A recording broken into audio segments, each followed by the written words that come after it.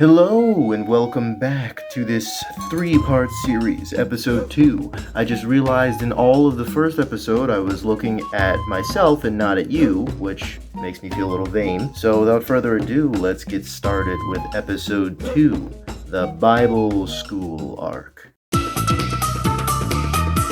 So, when we get back from safari, we hop straight into a week of teaching Bible stuff. So there's this place called Project Lucas. I'm just going to go ahead and say the real name because that's like the title of the whole mission trip.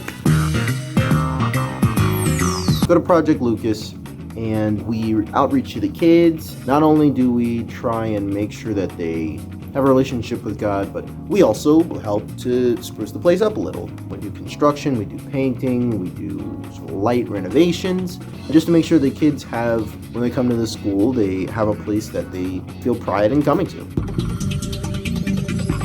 So the first day, that's Sunday, we start off with my pastor, Pastor Tyson. So he's going to teach in front of the adults rather, and the kids are going to be kind of like split up, and so they can learn on different things at their level. Guess who gets to lead all of the high schoolers on the first day?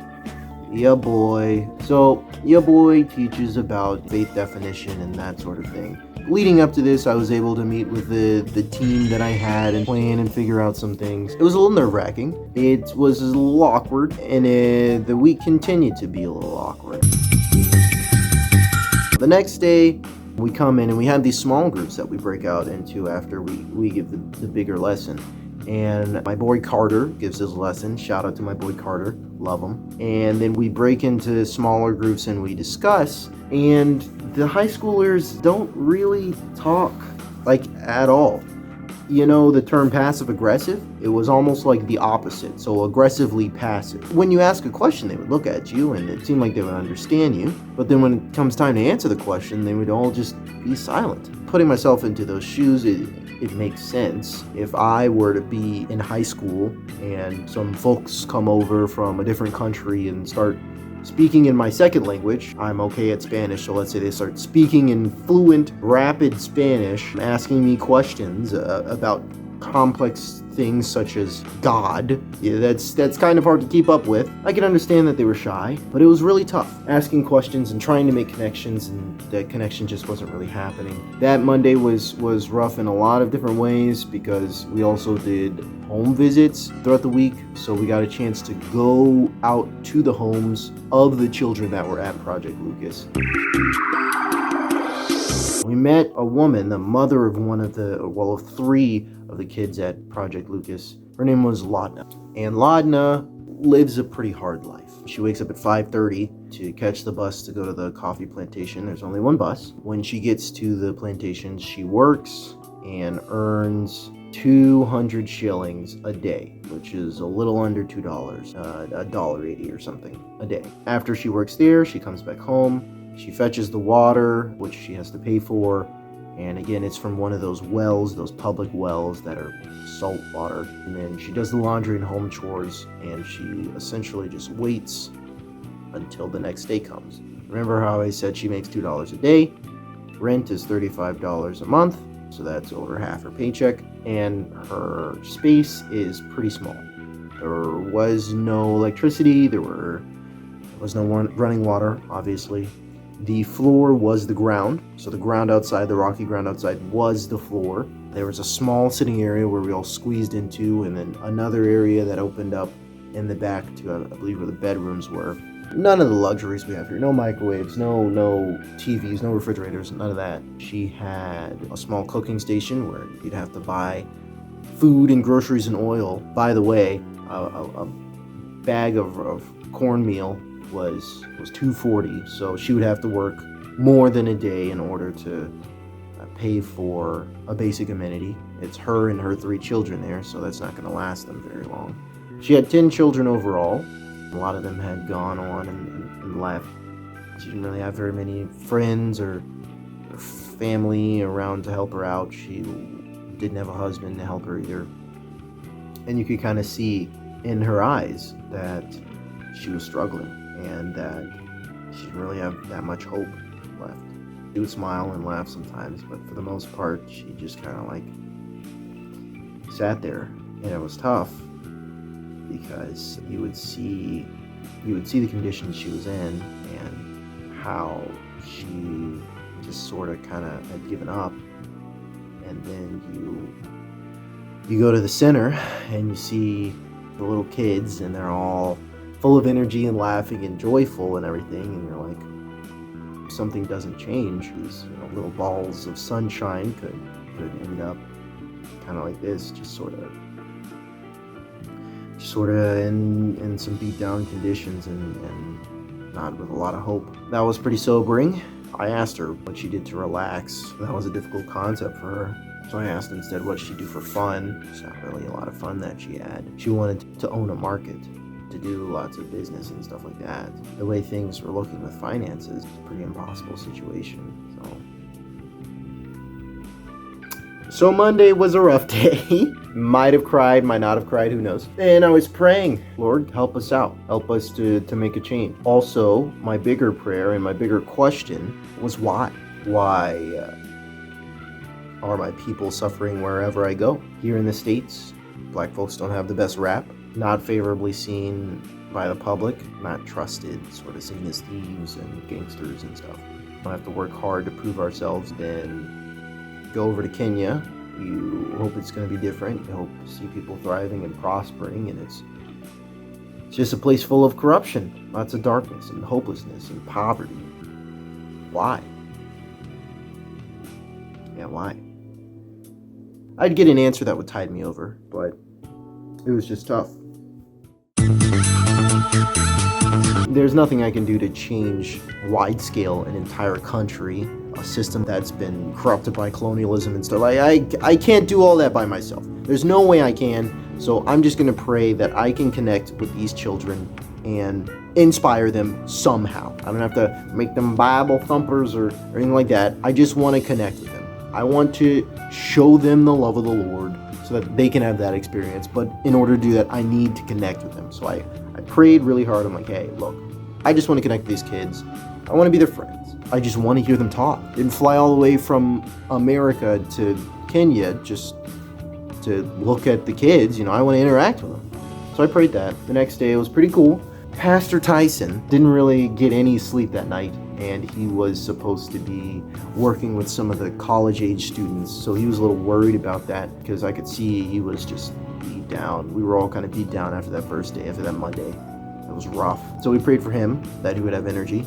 Tyson isn't the youngest feller in the group, so that 0 hours of sleep really hit him hard.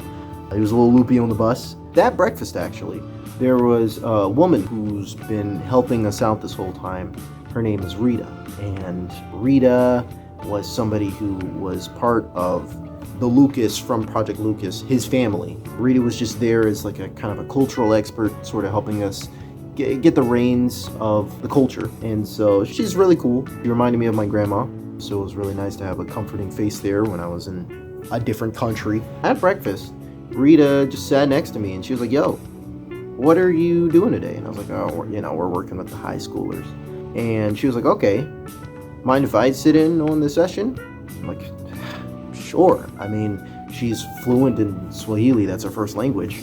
So she could probably make a better connection with these kids than I can on my own. So I'm like, yeah, that sounds great. And then on the bus there, my boy Carter's like, yo, one of the kids that I worked with really closely last year, he's gonna sit in on the group as well. So I'm thinking like, wow, today's gonna go a lot better than last time. And it did. Tuesday was really awesome. We were able to connect with the kids a lot more, discuss really neat topics that we were learning. The teaching that day was pretty clear, kind of taught me a couple of things. I'm not going to go into a whole bunch of spiritual stuff since you guys are here mostly for Kenya and that experience, but it was neat to connect with the kids, and it helped because as Rita was interacting with the kids and asking them questions, roasting them and making them laugh and all that kind of stuff, I was slowly picking up on their names. And when you have people's names in a small group, that's how you do it. Things were looking up. So every day we would work with the kids, eat lunch while the kids went off, and then work on the center. So construction, like sawing and drilling and putting up boards and painting, like doing some hard labor. So that Tuesday I helped with construction and cleaning off some of the extremities as opposed to just painting like I did the first day. So it was really neat. Tuesday was a neat day. Wednesday was pretty good as well.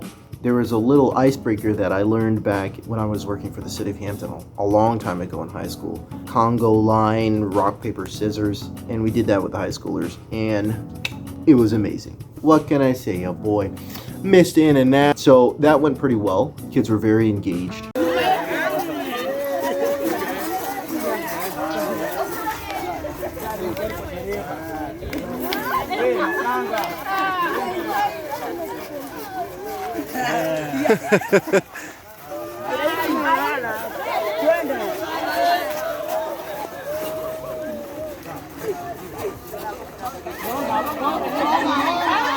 We were picking up steam. We were really getting close to the kids.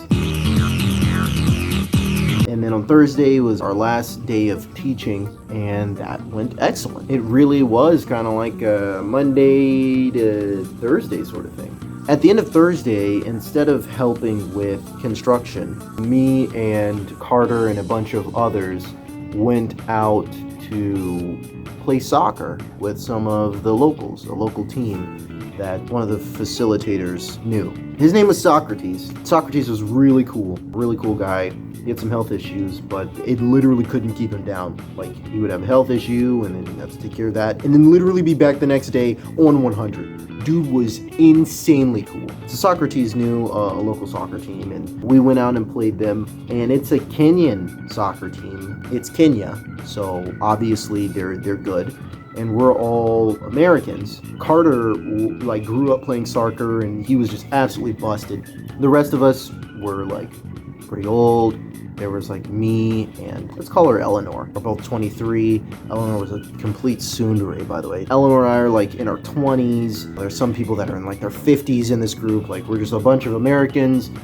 Carter's really the only one who played soccer, talking about it. There was also Nigel, and he was pretty good. I don't know if he played soccer before, but he was pretty good. We made this ramshackle team. Eventually, some others of the Kenyan staff, including Socrates, who, remember, he was having health issues, and he was just yeah, let's just play some soccer. And also Bartimaeus, not to be confused with Bart, who's also named Bartimaeus, but we called him Bart because he was from the U.S., and Bartimaeus was from Kenya, so you had to differentiate them. So there's Bartimaeus and Socrates, Carter, Nigel, me, Eleanor, and a bunch of others versus this Kenyan soccer team. And we won. We won. We beat a soccer team from Kenya having no official soccer training or experience or anything like that. I mean, it was awesome. Yeah, sure, they're middle schoolers, but we beat them, which is what counts. And they had cleats. And they played soccer regularly, and I mean, they're middle schoolers, so they don't have to stretch like we do, and it was really dusty, so you'd slide. So I mean, it was pretty much an equal match, and we won. Well, it wasn't equal because, they have a lot more soccer experience, so honestly, it was like an underdog story. And also, we did outreach stuff. We gave them school supplies and Bibles and things, and let them know that Jesus loved them, which was nice as well. Pretty sure that's the end of the Bible school part. There was a lot of things that I skipped over. Every night we would play card games with my boy Christopher, and Nigel was there, Bart was there, Eleanor was there, Eleanor's uncle and aunt. I'm running out of fake names, so you know who you are. I love all of you. We would play card games. I've never really been a fan of board games until now. It's pretty cool. Of course, we would also do the construction and things, and the sawing and painting and all that kind of stuff.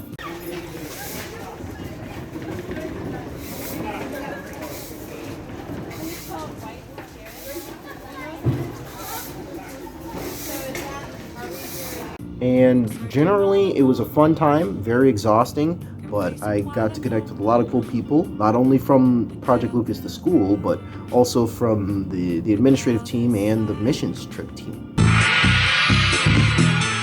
Again, I think it was a big why question of why my people are suffering regardless of where I go in the world. Granted, I've only been 3 places, but my folks haven't been doing well in any of those 3 places. Why is that?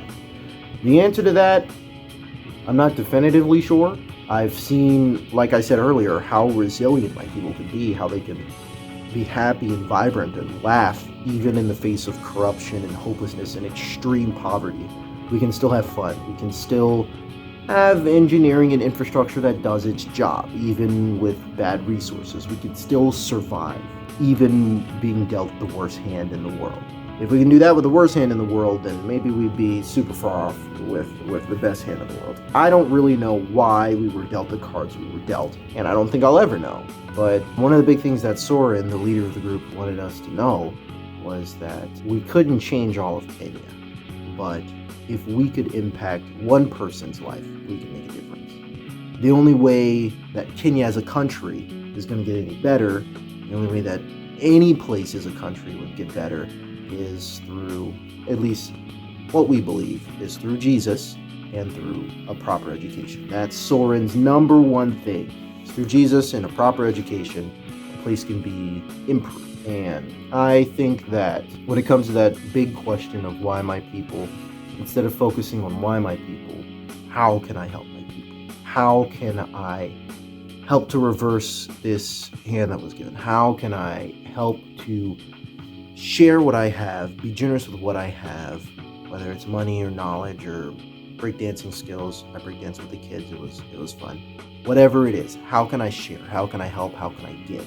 And how can I let the love of God shine through me? How can I let this happen instead of why? Probably the kids. I'd say the kids in Kenya were a lot more warm and friendly and welcoming than U.S. kids have ever been. Like, I remember the first day we went there, it wasn't that Sunday, I think we actually went there for a presentation the day before at the end of the safari arc. The kids bum rushed us and were like giving us hugs and screaming and laughing and instantly off the bat playing with us, complete strangers, just showing us so much love and energy and joy. It was insane, and throughout the week it continued. Like, a kid would just run up to you and hold your hand and start asking you questions and stuff like that, or run up to you and be like, "Hey, pick me up. I want you to carry me around. I want you to play with me." The kids in the U.S. that I've interacted with, I mean, I haven't really interacted with very many U.S. kids. And kids these days, I remember when I was young. I haven't really interacted with too many U.S. kids. They're a little mean, what I've seen. I mean, yeah, but I mean, the Kenyan kids were really, really friendly and welcoming and open, trying to make an impact one step at a time. It goes for whether or not you're religious. If you're trying to change a system that's corrupt and full of darkness and bleakness, you can't attack the wall itself, because behind the wall are hundreds of years of systems and things in play to ensure that the wall stays where it is. So attacking that wall head on is going to do nothing. You gotta focus on touching people's hearts, one at a time, one person. Just deal with this one person or maybe a small group of people. Try and make a change in them. Try and make it a domino effect. Try and make a change in them, and they might make a change in others, and they might make a change in others. Or just make a change in them and improve at least one person's life. Change one person's way of thinking for the better. Spread positivity to at least one person. Touch their life and make it just a little bit better. If that's the goal, I believe that you could really go a long way with just touching one person and trying to help that one person in that instance. Pinpoint precision battles are smarter than just full out wars of attrition with stone walls. This isn't an anime. The plucky young kid that's been training for 2 weeks isn't going to come in and beat the bad guy who's been around for thousands of years. That's not how it works. You gotta be more strategic. As always, thanks for tuning in. And if you're interested in the third and final arc of this epic saga, go down into the link below and you'll find it there. Thanks so much and have a great day.